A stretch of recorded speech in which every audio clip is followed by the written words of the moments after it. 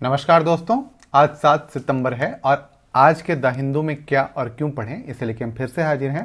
आज जो सबसे पहली न्यूज़ है, अभी आपने कल ही देखा होगा कि मोदी जो है वो आसियान इंडिया के समिट में भाग लेने के लिए इंडोनेशिया गए हैं और वहाँ पे इन्होंने कहा है आसियान ए की pillar of act east policy.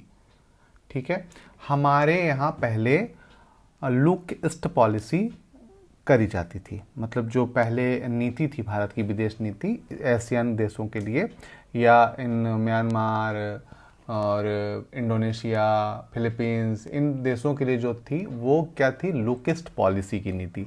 अब क्या है, एक्ट ईस्ट पॉलिसी की नीति। उसी में एक की पिलर कौन है, तो आसियान। आपको दो चीजें देखनी है, एक तो आसियान किन देशों का संगठन है, साथ ही साथ किस प्रकार का इकोनॉमी ग्रुप है ना, इकोनॉमी में उसे किस प्रकार का ग्रुप माना जा सकता है, एक ये देखना है। दूसरा ये देखना है कि एक्ट ईस्ट पॉलिसी और लुक ईस्ट पॉलिसी में क्या अंतर है। लुक ईस्ट पॉलिसी जो भारत की पहले थी उसमें और एक्ट ईस्ट पॉलिसी में क्या अंतर है, एक्ट ईस्ट पॉलिसी में क्या बदलाव आया है, इतना आप कर लीजिए, ये टॉपिक पूरा कंप्लीट रहेगा। ठीक है, फिर बाकी जो चीज़ें होंगी जुड़ेंगी या फिर मतलब और कोई समझौता होगा तो वो इसके साथ काम आएगा। अभी यहाँ पे हमें पढ़ना है पेज नंबर 8 पे। पेज नंबर 8 पे क्या पढ़ना है, तो हमें पढ़ना है bridging the malnutrition gap the Bemetara way. Bemetara एक एरिया है, कहाँ पे, तो छत्तीसगढ़ में। छत्तीसगढ़ में किस प्रकार से जो आंगनवाड़ी या इस तरीके की चीज़ें हैं वो किस प्रकार से वहाँ पे इसके लिए जो न्यूट्रिशन है, मॉल न्यूट्रिशन को कम करने के लिए किस प्रकार वहाँ पे उपाय किए गए हैं, उसको एक मॉडल माना गया है और उसी के आधार पर पूरे देश में काम करने की बात की गई है। तो आपको यहाँ पे देखना है कि कौन कौन से लेसन हमने बेमेत्रा से सीखे हैं।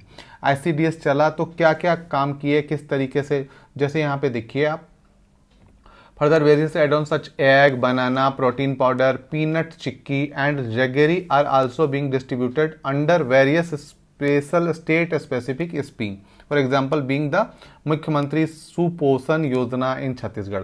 तो इस प्रकार से हमें क्या सीखना है, बेमेत्रा जो वे है, बेमेत्रा का एक मॉडल है, उसको हमको पूरे देश में लागू करना चाहिए और उससे जो चीज़ें जरूरी हैं उनको सीखना चाहिए। तो आप यहाँ से इसको नोट डाउन करेंगे।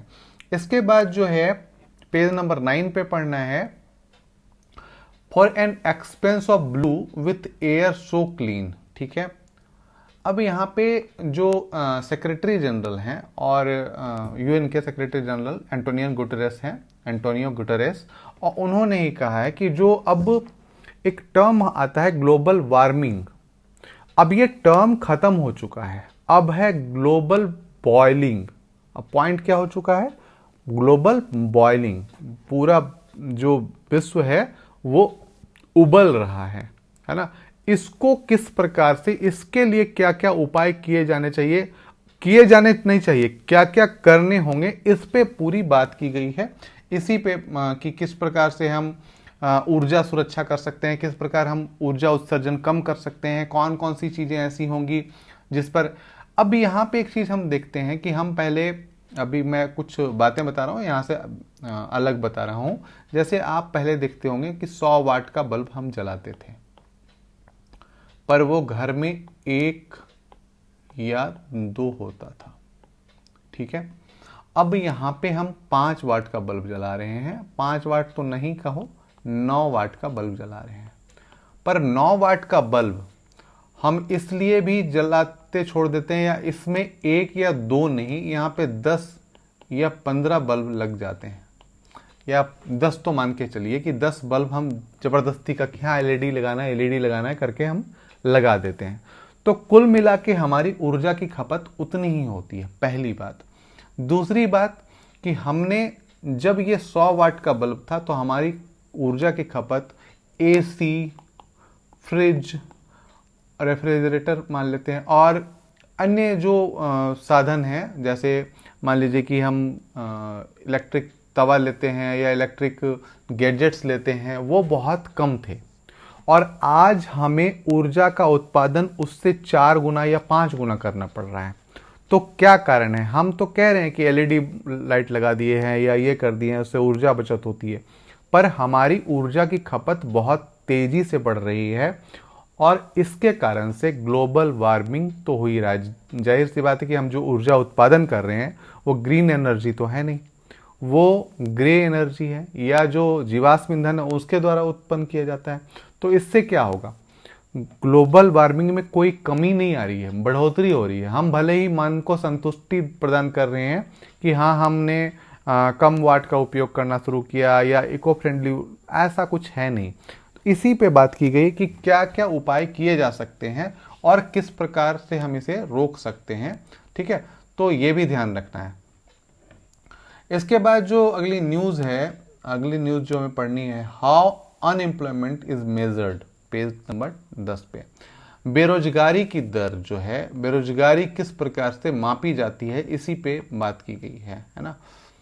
और इसको आप जरूर देखेंगे कि किस प्रकार से बेरोजगारी निकाली जाती है। Unemployment rate of India 6.1%, the highest ever recorded in India. ठीक है, when the periodic labor force survey was released in 2017, it revealed the unemployment rate of India to be 6.1%, highest ever recorded in India. The PLFS 2021-2022 saw unemployment reducing 4.1, much lower than before but higher than some developed economies, है ना। The US unemployment rate fluctuated between 3.5 in July to 3.7 in July 2023। मतलब हमें किस प्रकार से बेरोजगारी की दर को मापना चाहिए, किस प्रकार से मापी जाती है और क्या एक विकसित अर्थव्यवस्था में, विकासशील अर्थव्यवस्था में और जो पिछड़े देश हैं उनमें किस प्रकार से ये फ्लक्चुएट करती है, किस प्रकार इसे सामान्य माना जाता है, इसी पे पूरी बात की गई है। तो इसे आप जरूर पढ़ेंगे, है ना, और एक एक पॉइंट नोट करेंगे, है ना, कि किसको हम बेरोजगारी दर कहते हैं, कितने दिन हम मतलब हमें नौकरी नहीं मिली या कितने दिन हमें काम नहीं मिला तो हम बेरोजगार हैं, है ना। इसको एक तरीके से मापा जा सकता है, यहाँ पे बताया गया है। इसके बाद जो हमें पढ़ना है वो पेज नंबर 13 पे है।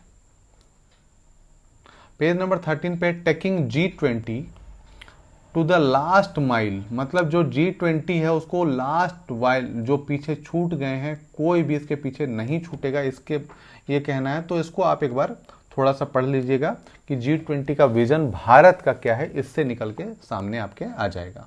ठीक है, अब जो हमें लास्ट में पढ़ना है वो एक न्यूज़ है, finally physicists have a way to see inside short lived nuclei. ये न्यूक्लियई जो है वो एक तरीके से आप समझिए कि जो हमारा क्या बोलते हैं, जो हमारी कोशिकाएं हैं उनके जो एकदम से लास्ट जो पार्ट है वो न्यूक्लियई कहा जाता है। और ये उसके बारे में ये पूरा का पूरा इनसाइड शॉर्ट लाइव्ड न्यूक्लियई, उसको देखने में सफलता पाई है। तो आप इसे एक बार देख लीजिएगा, इसका क्या एडवांटेज होगा और किस तरीके से हमें ये फ़ायदा पहुंचाएगा। तो इसको आप देख सकते हैं। किसी भी पदार्थ में एक तरीके से ये आप समझें कि किसी भी पदार्थ का लास्ट मतलब वो चीज़ें जो हम देख पाएँ वो न्यूक्लियई है। तो उसी पे ये बात की गई है और साइंटिस्टों ने भी देखा है। तो इस पे और भी चीज़ें अभी आएंगी और इसे आप पढ़ सकते हैं, नहीं पढ़ना होगा तो भी छोड़ सकते हैं, लेकिन आप एक बार न्यूक्लियई ज़रूर सर्च करिएगा, है ना, क्या होता है और इसके बारे में थोड़ा सा लिख लीजिएगा। ठीक है, आज के लिए इतना ही दोस्तों, फिर कल मिलते हैं क्या और क्यों पढ़ने के साथ। धन्यवाद।